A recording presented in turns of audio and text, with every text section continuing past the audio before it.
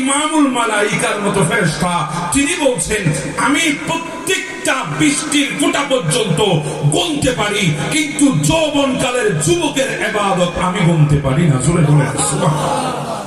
তাই না, আমি কেমন করে আপনাদেরকে বুঝাইতাম। কুনতু যায়ীফা, বড় ছোট, বড় দুর্বল ছিলাম। কুনতু সগীরা, বড় ছোট ছিলাম। কুনতু যায়ীফা, বড় দুর্বল ছিলাম। কুনতু জাহিলা, আমরা অজ্ঞ ছিলাম, আমাদের কোনো জ্ঞান ছিল না, আমাদের কোনোই কিছু ছিল না, আমরা অসহায় ছিলাম, আমাদের বলতেই কিছু ছিল না। এমন একটা সময়ে আমরা দুনিয়ায় আসলাম, আমাদের তো দাঁত ছিল, চিবানোর শক্তি ছিল না, আমাদের কান ছিল, শোনার শক্তি ছিল না, আমাদের জিহ্বা ছিল, বলার শক্তি ছিল না, আমাদের হাত ছিল, ধরার শক্তি ছিল না, আমাদের পা ছিল, হাঁটার শক্তি ছিল না, আমাদের চোখ ছিল, দেখার শক্তি ছিল না, আমাদের দিল ছিল, বুঝার শক্তি ছিল না, আমাদের মস্তিষ্ক ছিল, কাজ করার মতো শক্তি ছিল না, কিছুই আমাদের মধ্যে ছিল না।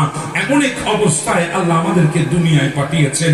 দুর্বল থেকে আল্লাহ আমাদেরকে সবল করেছেন, অসহায় থেকে আল্লাহ আমাদের সহায় হয়েছেন। পারফেক্টলি জীবন আল্লাহ আমাদেরকে দিয়েছেন। ওই জীবনটা হলো যৌবন, ওই জীবনটাই হলো যৌবন। গোটা জীবনের হায়াতের মধ্যবর্তী স্থানের নাম হচ্ছে যৌবন কাল। যেই যৌবন কালকে আমরা এখন ব্যয় করছি হাজারো রং তামাশার ভেতরে, সেই যৌবন কালকে আমরা ব্যয় করছি দুনিয়ার পেছনে পেছনে ঘুরতে ঘুরতে, সেই যৌবন কালকে আমরা ব্যয় করছি আজকের এই জমিনটাকে কাঁপানোর জন্য ক্ষমতার বলে। কারণ আমরা মনে করি জমিনটা কাঁপানো আমাদের জন্য বড় ড্রিম, আমাদের বড় স্বপ্ন।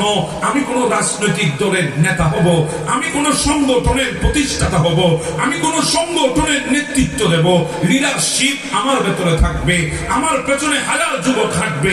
আমি যখন যাব রাজপথ কাঁপবে, স্লোগান হবে রাজপথ কাঁপানো নেতা আসতেছে। এইটুকুর মধ্যে আমরা শেষ। না রে বাবা, এটা তো আমার ড্রিম নয়। আল্লাহ আমাকে যৌবন দিয়েছে এই জমিনটাকে কাঁপানোর জন্য নয়। যখন একজন যুবক আল্লাহর দরবারে সিজদায় পড়ে যায়, আরে জমিন নয়, জমিন নয়, আল্লাহর আরশটা ওই যুবকের সিজদায় কেঁপে ওঠে। অনেক অবস্থায় আল্লাহ পাক আমাদেরকে পাঠিয়েছেন। এজন্য শাবাবাকা কাবালা হারামি, ওই যৌবনটাকে মূল্যায়ন করতে হবে। ওই যৌবনটাকে আপনাকে মূল্যায়ন করতে হবে, যৌবনের মূল্য তুলে ধরতে হবে বার্ধক্য আসার আগে। ও হায়াতাকা কাবালা মামাতিক, ওই হায়াতকে আপনার মূল্যায়ন করতে হবে মৃত্যু আসার আগে।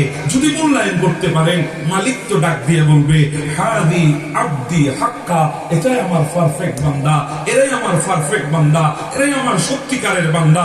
শুধু তাই না, ইন্নী উবাহিয়া বিহিল মালাইকা, সমস্ত ফেরেশতাদেরকে দেখে আল্লাহ বলবে ও ফেরেশতা জমিনের দিকে তাকিয়ে দেখ, ওই যুবকগুলো নিয়ে আমি তোদের সামনে ফখর করতেছি। জোরে বলেন সুবহানাল্লাহ।